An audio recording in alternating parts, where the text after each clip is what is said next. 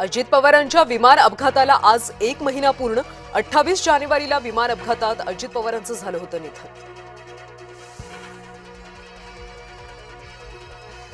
विमान दुर्घटनेच्या चौकशीचा प्राथमिक अहवाल आज येण्याची शक्यता.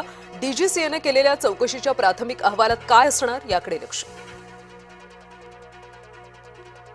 नागपूरमधल्या 12वी पेपरफुटी प्रकरणात आरोपींची संख्या पोहोचली 8 वर.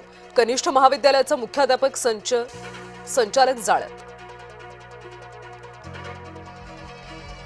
भिवंडीमध्ये भीषण आग. रंग तयार करणाऱ्या कंपनीमध्ये भीषण आग. आगीवर नियंत्रण मिळवण्याचे प्रयत्न सुरू.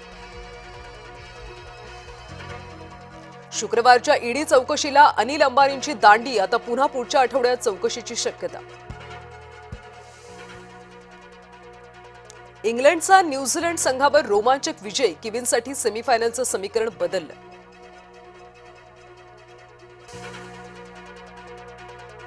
आज लंकेसाठी प्रतिष्ठेची लढाई तर पाकिस्तानला विजयासह सरस धावगतीवर द्यावा लागणार जोर.